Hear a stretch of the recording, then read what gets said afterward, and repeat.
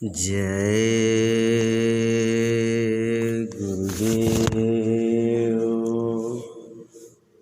सभी प्रेमी भाई बहन अपने आँख और कान खोल दें।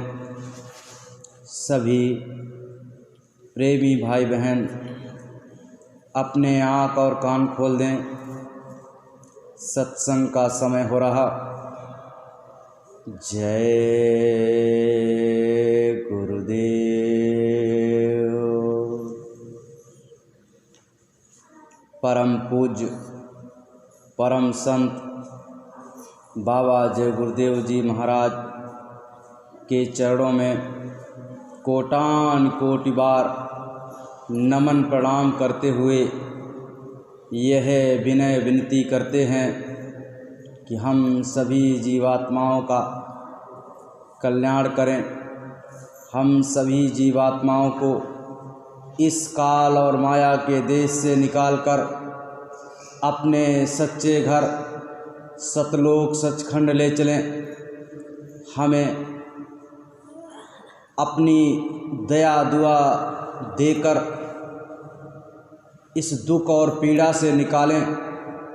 साथ ही साथ पूज्य महाराज जी के चरणों में कोटान कोटि बार नमन प्रणाम करते हुए यह विनय विनती करते हैं कि हम सभी जीवात्माओं को ऐसे ही मार्गदर्शन करते रहें। हम सभी जीवात्माओं पर हमेशा ऐसी ही दया दुआ बनाए रखें और हमें इस दुख और पीड़ा से निकालें। जय गुरुदेव। प्रेमी भाई बहनों, आज वक्त बदल गया है। पहले का वक्त अलग था। पहले की पूजाएं अलग थी। पहले के नियम संयम अलग थे। लेकिन आज हम अलग युग में विचरण कर रहे। यह युग हमारे कर्मों को, हमारे नियम संयम को, हमारे विचारों को बहुत ही ज़्यादा नीचे ले जा कर के गया। आज के हमारे नियम संयम, आज के हमारे विचार इतने नीचे गिर गए कि समझ से परे हो गया। पहले हम संत महात्माओं को समझते थे। जहाँ भी जैसे भी संत महात्मा मिलते उनकी इज्जत करते, उनका सम्मान करते थे, उनसे अपना मार्गदर्शन पाने के लिए हर प्रकार से तैयार रहते। लेकिन आज के ज़माने में हम जब भी जहाँ भी संत महात्माओं की बात करते, लोग बुराई करना प्रारंभ कर देते। लोग कहते कि संत महात्मा कोई भी स्थान नहीं रखते इस कलयुग की मलिन वेला में, जबकि सबसे ज़्यादा ज़रूरत आज के ज़माने में संत महात्माओं की है। संत महात्मा जब हमें अपना मार्गदर्शन देते तभी हम इस मलिन युग में अपने कदम को आगे बढ़ा सकते। नहीं तो ये कर्मों का बोझा हमारे सिर पर हर वक्त बढ़ता चला जाता। आज वक्त की पुकार है। इस वक्त की पुकार में अगर हम पीछे रह गए, अगर वक्त से हमने समझा नहीं, तो हम अपने अनमोल जीवन को, ये जो श्वासें धौंकने के रूप में हमारे शरीर में चल रही, जिसकी वजह से हमारा ये शरीर जिंदा है, अगर हमने वक्त के संत सद्गुरु को नहीं पहचाना, उनकी वचनवाणियों को अपने अंतर में नहीं उतारा, तो हमारा ये जीवन व्यर्थ चला जाएगा। हम रोएंगे, चिल्लाएंगे, कोई भी सुनने वाला नहीं होगा। आज के ज़माने में अगर राम और कृष्ण आ जाएं, तब भी वो संभाल नहीं कर सकते, क्योंकि आज हम और आप सभी कर्मों के वशीभूत हो चुके हैं। आज हम और आप आपस में ही इतना संहार कर रहे कि राम कृष्ण क्या संहार करवाएंगे। वो बड़ी बड़ी शक्तियाँ जब इस धराधाम पे आईं तो वो धर्म स्थापना के लिए आई थी। उन्होंने उन लोगों का सफाया किया, संहार करवाया जो धर्म के विरुद्ध थे।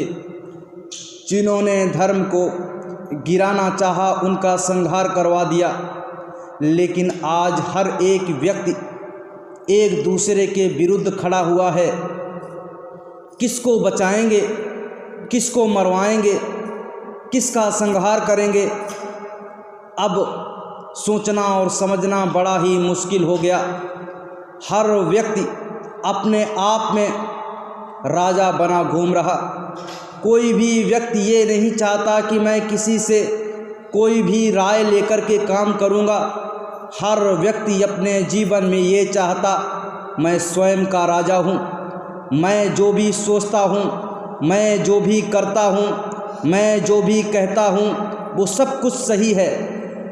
इसलिए किसको समझाएंगे, किसको चेताएंगे। इसीलिए आज अगर राम और कृष्ण भी आ जाएं तो ये समाज का सुधार नहीं कर सकते, हमारे समाज को उत्थान की ओर नहीं ले जा सकते, क्योंकि उन्होंने दो पक्षों में से एक पक्ष को चुना। एक पक्ष को उन्होंने जीत दिला दी और दूसरे पक्ष में भेदभाव करके अपने दिमाग से संहार करवा दिया, अपनी शक्ति से संहार करवा दिया और धर्म की स्थापना कर दी। जो धर्म के प्रति खड़े हुए थे उनको ले जा कर के खड़ा कर दिया और धर्म की स्थापना कर दी। लेकिन आज हर एक व्यक्ति के अंतर मन में जो विविध भावनाएं भरी पड़ी हैं, इन विविध भावनाओं को कैसे बदलेंगे। इन भावनाओं को बदलने के लिए, इन विचारों को बदलने के लिए संत और महात्माओं की आवश्यकता पड़ी। उसी वक्त में बड़े बड़े संत महात्मा आए और उन्होंने आकर के लोगों के अंतर में विचारों का परिवर्तन करना प्रारंभ किया। गुरु महाराज ने साफ साफ शब्दों में बताया, आज से करीब 750-800 साल पहले श्री कबीरदास जी इस धराधाम पे आए। उन्होंने वैचारिक क्रांति को चालू किया, वैचारिक बिगुल बजाया, आध्यात्मिक बिगुल बजाया और धीरे धीरे आध्यात्मवाद को यानी परमार्थ को आगे बढ़ाने का कार्यक्रम चालू किया। परमार्थ का मतलब होता है इस जीवन का परम अर्थ, यानी हमें यह जीवन क्यों प्राप्त हुआ, यह मनुष्य शरीर, यह अमोलक शरीर हमको क्यों प्राप्त हुआ, ये उन्होंने बताया और बता करके आगे की ओर बढ़ाया, लोगों को समझाया और इसके बाद में लोगों का विरोध भी सहा। उसी क्रम में बहुत सारे संत और महात्मा आए जिन्होंने लोगों को समझाना प्रारंभ किया, जिन्होंने लोगों को सतमार्ग पे लाना प्रारंभ किया। दादू दरिया नानक मीराबाई जी, और उसी क्रम में हमारे दादा गुरु जी आए। उनसे पहले उनकी वंशावली में राधा स्वामी नाम को जागृत किया गया, जिसको नाम को जबकि हमारे गुरु महाराज ने अपने आप को परिपूर्ण किया। उसी के बाद में हमारे दादा गुरु जी ने हमारे गुरु महाराज को परिपूर्ण किया और हमारे गुरु महाराज इस मैदान में उतर आए। ये आध्यात्मिक मैदान, इस वैचारिक क्रांति को फैलाने के लिए गुरु महाराज जब 1952 में मैदान में उतरे तो लोगों ने विरोध करना प्रारंभ किया। लोगों के विचारों में बहुत ही कोलाहल भरा हुआ था, बहुत ही जहर भरा हुआ था। गुरु महाराज जब उसमें कूदे और लोगों के विचारों को शुद्ध करना प्रारंभ किया, उनके विचारों के विरुद्ध जाकर के बोलना प्रारंभ किया, तो लोगों ने जो धर्म के ठेकेदार थे उन्होंने धीरे धीरे गुरु महाराज को पीछे धकेलना चाहा, लेकिन उन्हें पता नहीं था ये तो पूर्ण हो गए, ये तो अनामी धाम के वासी हो गए, यथाशक्ति के विद्यमान हो गए, उनके अंदर में अथाह शक्ति, अथाह समुद्र हर वक्त विद्यमान था। धीरे धीरे धीरे धीरे गुरु महाराज ने अपने कदमों को आगे बढ़ाया और इस आध्यात्मिक क्रांति को धीरे धीरे आगे बढ़ाते चले गए। 2, 4, 6, 8, 10, 20, 50, 100, लाख, करोड़, आज तो कई करोड़ों में, लगभग में 40 करोड़ से ऊपर की जनसंख्या में हमारे संगत में लोग जुड़ चुके, आत्मा और परमात्मा का ज्ञान प्राप्त कर रहे और अपने गुरु के बताए हुए वचन वाणियों पे चल रहे। प्रेमी भाई बहनों, संत महात्मा हमको और आपको सच्चा मार्ग, सच्चा रास्ता दिखाते। गुरु महाराज ने बताया कि भाई आज के ज़माने में लोगों को संहार करके, मार करके सही रास्ते पे नहीं लाया जा सकता।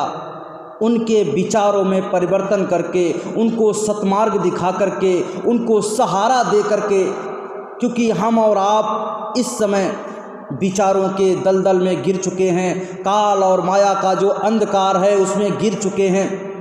इस अंधकार से ऊपर उठाने के लिए कोई ना कोई व्यक्ति चाहिए जो जंजीर दे के, रस्सी दे करके हमें उस दलदल से खींच ले, यानी सहारा चाहिए। सहारा केवल और केवल संत महात्मा दे सकते, क्योंकि हम और आप इतने मूर्ख हैं, जो हमें सहारा देने आएगा उसी को मारेंगे, कूटेंगे, उसी को गाली भी देंगे। लेकिन वो संत और महात्मा होते। एक बार गुरु महाराज ने एक छोटा सा उदाहरण देते हुए बताया कि एक नदी से बिच्छू जा रहा था। महात्मा जी एक उसमें नहा रहे थे। महात्मा जी ने देखा कि ये बिच्छू नदी में बहता हुआ जा रहा, ये मर जाएगा।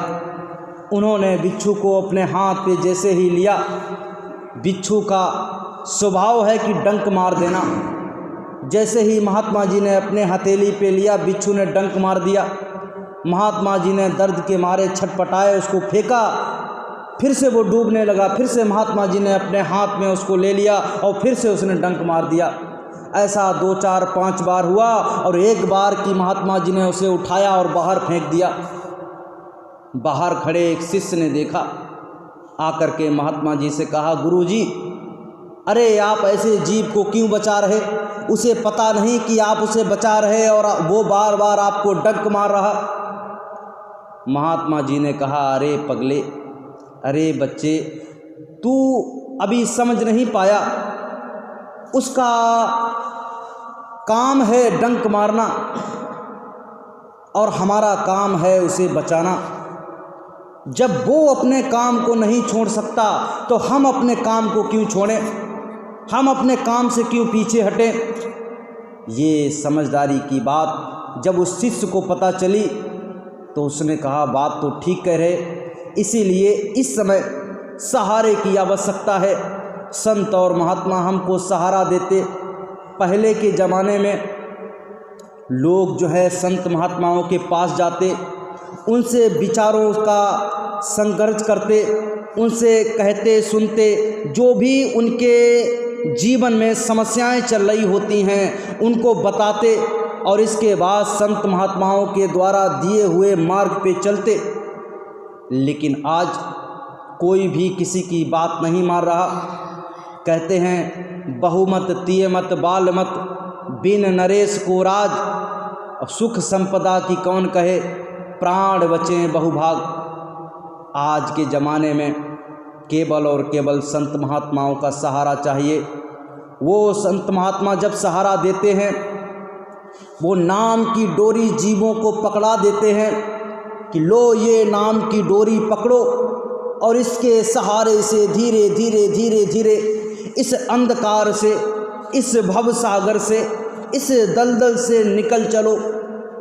जैसे जैसे जीवात्माएं उस नाम की डोरी को पकड़ती हैं, गुरु महाराज कहते, वो जीवात्माएं धीरे धीरे ऊपर उठना प्रारंभ करती, स्वर्ग का दर्शन करती, वैकुंठ का दर्शन करती, ईश्वर लोक का दर्शन करती, ब्रह्म लोक का दर्शन करती और ऊपर रूहानी लोकों में होते हुए अपने निज धाम सतलोक सचखंड पहुँचती, जहाँ पर किसी भी प्रकार का न दुख है, ना किसी प्रकार की पीड़ा है, न क्लेश है, ना ही जन्म है, ना ही मरण है। वो हमारा सच्चा देश सतलोक सचखंड अपने सच्चे पिता के पास में हमारी जीवात्माएं पहुँचती और इस दुख और पीड़ा से दूर हो जाती। कबीरदास जी ने कहा है, कहें कबीर बा घर चलो जहाँ काल ना जाए। यानी जो तीनों लोकों का स्वामी है, जिसने ये अंड पिंड ब्रह्मांड ये बनाए, ये तीनों लोकों के स्वामी ने एक यहाँ पर सिस्टम बना रखा है कि कोई भी जीवात्मा कुछ भी करेगी उसका परिणाम उसे भोगना पड़ेगा। लेकिन संत और महात्मा यही तो बताते हैं, संत और महात्मा यही तो हमें समझाते हैं कि ये जो कर्मों का चक्कर है, इस कर्मों के चक्कर से बाहर निकलो। संत महात्माओं की वचनवाणियों को मानो और समझो। देखिए हमारा अंदर जो ये मन बैठा हुआ है, ये काल भगवान का प्रमुख व्यक्ति है। जैसे किसी व्यक्ति का कोई असिस्टेंट होता है, ऐसा ये काल जो काल ने बैठा रखा है मन, ये काल भगवान का प्रमुख है। और ये आपको ऐसे भरमाएगा, ऐसे बताएगा कि आपको लगेगा कि मैं ही सही हूँ, और ले जा कर के आपको उल्टा पटक देगा। संत महात्माओं की वचनवाणियों को जब हम मानना प्रारंभ करते तो उसी में फूट डालना प्रारंभ कर देगा, उसी में ऐसे आपको भरमाएगा, ऐसा लगेगा कि हम संत महात्माओं के पथ पे ही चल रहे हैं, लेकिन आपको नीचे गिरा देगा। संत और महात्मा जब हमें सच्चे ज्ञान की तरफ लेकर के जाते हैं तो जीवात्माओं का कल्याण होता है। पहले के ज़माने में संत महात्माओं की लोग बात माना करते थे। देखिए प्रेमी भाई बहनों, एक बार की बात है, एक राज्य में सूखा पड़ गया। जैसे ही सूखा पड़ गया, चारों तरफ त्राहिमाम छा गया। हर व्यक्ति अपने जीवन में एकदम बेचारे भूखों मरने लगे। राजा के पास में गए, कहने लगे कि महाराज जल्दी से कोई ना कोई उपाय कीजिए, सूखा पड़ गया है, अब कहीं भी कोई भी अनाज पैदा नहीं हो रहा, क्योंकि बिना पानी के कोई भी अनाज पैदा नहीं हो सकता। राजा भी बड़ा दुखी। राजा ने कई यज्ञ तप करवाए, लेकिन कोई भी प्रभाव नहीं पड़ा। राजा ने बड़े बड़े विद्वानों को अपने राज्य सभा में बुलाया और कहा, बताइए ये जो समस्या हमारे राज्य पे इस समय आई है, इस समस्या से कैसे निकला जाए। तो बड़े बड़े कुछ विद्वानों ने बताया कि हमें संत महात्माओं की शरण में जाना चाहिए, इस बारे में संत महात्माओं से राय लेनी चाहिए। कोई अगर जागे हुए संत महात्मा मिल गए तो इस समस्या से हमें बाहर निकाल सकते हैं। और राजा ने कहा, ठीक है, बताइए, सोचिए कहाँ पर कोई संत महात्मा मिलेंगे। उसमें से एक विद्वान थे, बूढ़े बुजुर्ग थे। उन्होंने कहा, चले जाओ पूरब की ओर में एक जंगल है, वहाँ पर एक महात्मा जी कुटी बना करके रहते हैं। पूर्ण पहुँचे हुए महात्मा हैं, अगर उनकी दया दृष्टि हो गई, उनका मार्गदर्शन मिल गया तो ये समस्या जो हमारे राज्य पे आई है, हम इससे निकल सकते हैं। वो राजा अपने वस्त्रों को उसने उतार दिया, एक आम व्यक्ति के वस्त्रों को पहना और जाकर के वो महात्मा जी के यहाँ पर पहुँच गया।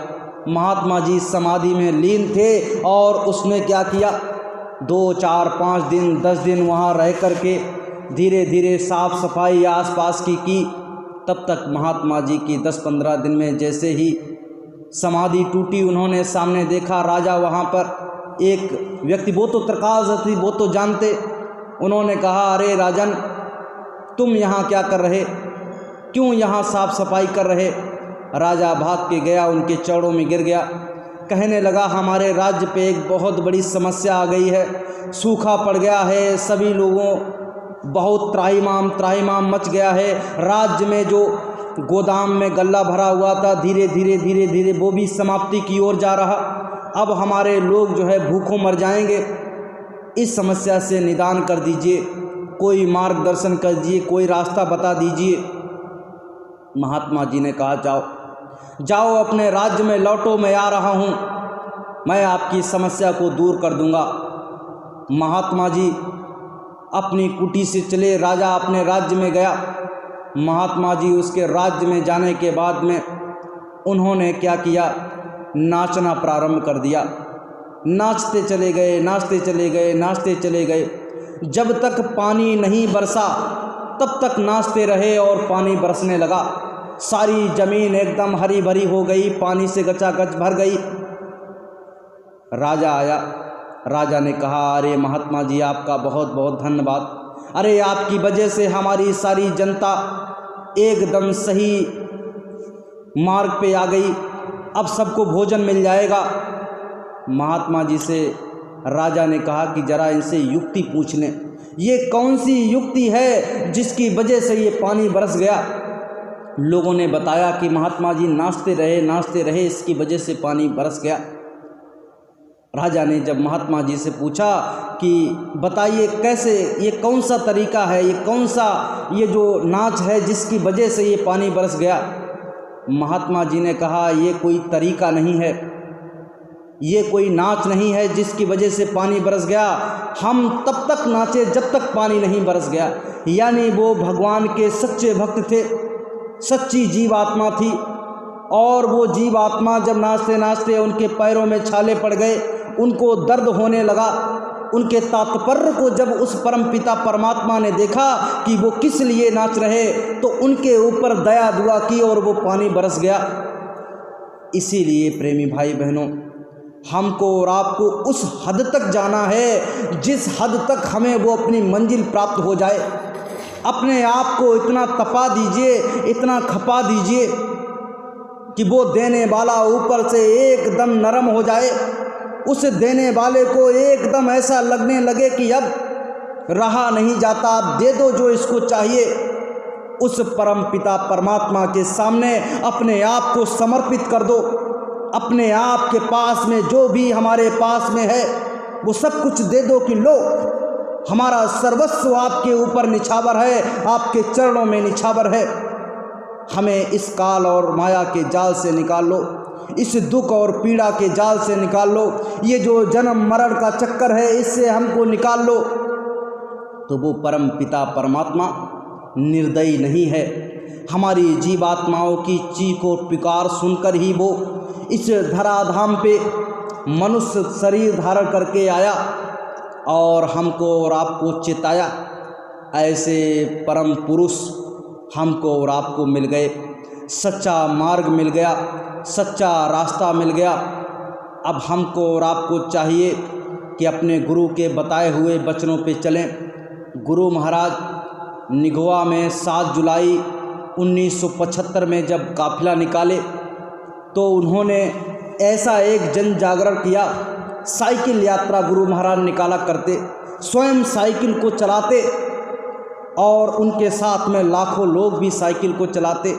लखनऊ का उन्होंने भ्रमण किया। लाखों साइकिलें जब एक जगह से निकली, लोगों ने उस दृश्य को देखा और उनके मन में एकदम विचार बदल गए कि ऐसे महात्मा, लाखों लोग साइकिल से उनके पीछे पीछे, और वो भी स्वयं सम्मिलित हुए थे साइकिल से, और साइकिल से पूरी यात्रा को करते। गुरु महाराज लाउड स्पीकर ऐसे मुंह में लगा करके बोला करते। उसमें गुरु महाराज ने कहा, यह मनुष्य शरीर अनमोल है, इस मनुष्य शरीर को पा करके हम और आप अपनी जीवात्मा का कल्याण कर सकते हैं। जो आपको युक्ति बताई जा रही है, यह युक्ति आपकी जीवात्मा को इस काल और माया के जाल से निकाल सकती है, इस दुख और पीड़ा से निकाल सकती है। गुरु महाराज ने जब इस प्रकार के वचनबाड़ियाँ लोगों के सामने कहे तो लोग एकदम भर भर के आंसू रोने लगे। लोगों को वो सच्चा मार्ग मिल गया। लोग समझ नहीं पा रहे थे कि अभी तक हम जो कर रहे थे वो सारे के सारे ढोंग और पाखंड थे, बाहर मुखी थे। हर चीज़ अंदर में समाहित है। अंदर में वो हमारी यात्रा शुरू होती है जो हमें अपने घर तक ले जाएगी, लेकिन बाहर हम तीर्थ यात्राओं में, बाहर मंदिरों में, बाहर मंदिरों में, मस्जिदों में और जो है तीर्थ यात्राओं में हम लोग भटकते रहते, ये सोचते यहाँ से रास्ता मिल जाएगा, ये सोचते यहाँ से रास्ता मिल जाएगा, लेकिन वो सच्चा रास्ता तो अंतर में छिपा हुआ। वो संत महात्मा जब दया दुआ करते तब हमें यहाँ से निकालते हैं। इसीलिए संत और महात्माओं का दौर है। इस समय अगर किसी भी शक्ति के पीछे, किसी भी जादू टोने के पीछे, किसी भी चमत्कार के पीछे हम अगर जाएंगे तो सिर्फ़ और सिर्फ अगर परिवर्तन होगा तो हमारे इस शरीर में कुछ लाभ हो सकता है, लेकिन जीव आत्मा को कोई भी लाभ नहीं हो सकता। ये शरीर हमको और आपको जो मिला हुआ है ये टेम्परेरी है, कुछ दिनों के लिए है, लेकिन हमारी जीव आत्मा युगों युगों से हमें आपको जो है विचरण कर रही है और अपने आप को निकालने की कोशिश कर रही है। हमारी जीवात्मा भूल गई है कि कैसे हम आए थे और कैसे वापस जाएंगे। वो जो डोरी है उस डोरी को छोड़ दिया है इसने। संत महात्मा वही डोरी हमको और आपको पकड़ाते कि डोरी पकड़िए और इस डोरी को पकड़ करके धीरे धीरे धीरे धीरे चढ़ते चले जाइए और अपना घर सतलोक सचखंड मिल जाएगा। इन्हीं वचन बाड़ियों के साथ में अपनी बाड़ी को विराम दे रहे। देखिए, संत महात्मा इस समय हमारे जीवन में बहुत ज़्यादा ज़रूरी हैं। संत महात्माओं के द्वारा दी हुई दया दुआ ही हमारे लिए अमृत के समान है। हमें संत महात्माओं के चरणों में हमेशा समर्पित रहना चाहिए, उनकी वचन बाड़ियों पे चलना चाहिए। आज के ज़माने में हर व्यक्ति अपने आप में राजा बन गया है, अपने विचारों में संत महात्माओं के स्थान छोड़ दिया है। जब तक हम संत महात्माओं का स्थान अपने विचारों में नहीं लाएंगे, उनके बताए हुए मार्ग पे नहीं चलेंगे, तो हम अंधकार की ओर, गर्त की ओर बढ़ते चले जाएंगे और ये दलदल एक ना एक दिन हमें ले जा कर के डुबो देगा। एक बार की बात है, एक जंगल में एक शेर एक गाय का पीछा कर रहा था। भागते भागते भागते भागते एक दलदल में दोनों गिर पड़े। गाय भी 10, 15, 20 फीट की दूरी पे और पीछे शेर। दोनों दलदल में जैसे जैसे कोशिश करते वैसे वैसे नीचे धंसते चले जाते, क्योंकि दलदल की यही वास्तविकता है कि उसमें जितना ज़्यादा आप हाथ पैर मारोगे उतनी जल्दी आप धंसते चले जाओगे। गाय एकदम शांत खड़ी हो गई। गाय ने पूछा शेर से, तेरा कोई मालिक है? शेर ने कहा, मेरा कोई मालिक नहीं, मैं तो स्वयं का मालिक हूँ। गाय ने कहा, मेरा तो मालिक है और मैं एकदम शांत खड़ी हूँ और मुझे ये आशा है, ये विश्वास है कि वो मालिक आएगा और अपनी रस्सी फेंक करके और हमें यहाँ से निकाल लेगा। लेकिन तू अपनी सोच, तू यहाँ से खुद निकल सकता है? अब वो शेर एकदम घबरा गया। वही हाल यहाँ जीवों का है। जो जीव ये सोचता है कि मैं आत्मज्ञान से भरा हुआ हूँ, मेरे पास सर्व ज्ञान है, ऐसे जीव इस भवसागर रूपी दलदल में डूब जाएंगे। और जो जीव संत महात्माओं के आगे अपने आप को समर्पित कर देंगे, वो जीव अपने आप को निकाल ले जाएंगे। हम और आप बहुत ही भाग्यशाली हैं कि ऐसे परम पुरुष, परम संत बाबा जय गुरुदेव जी महाराज के चरणों में आ गए। उन्होंने शब्द की डोरी पकड़ा दी और वो हमें इस दलदल से निकाल लेंगे। जय गुरुदेव। अब सामूहिक आरती होगी। विनय करूं मैं दो कर जोरे, सतगुरु द्वारे तुम्हारे, दीनग्रत दीप आरती सायो, दो अखियन मझ धारे, भाव सहित नित बैठ जरोखे, जो हत प्रियतम प्यारे, पग धुन सुनाओ श्रवण ही अपने, मन के काज विसारे, जागे सुरत पियत चरणामृत, पियत पियत होई न्यारे, घंटा शंख मृदंग सरंगी बंसी बीन सुनारे। जय गुरुदेव जी की आरती करती गावत जय जयकार। विनय करूं मैं दो कर जोरे सतगुरु द्वार तुम्हारे। मालिक द्वार तुम्हारे दाता द्वार तुम्हारे समर्थ द्वार तुम्हारे। जय गुरुदेव। बाबा जी का कहना है शाकाहारी रहना है। बाबा जी की अर्जी है आगे आपकी मर्जी है। तन मन करता कौन खराब। अंडा मछली मांस शराब।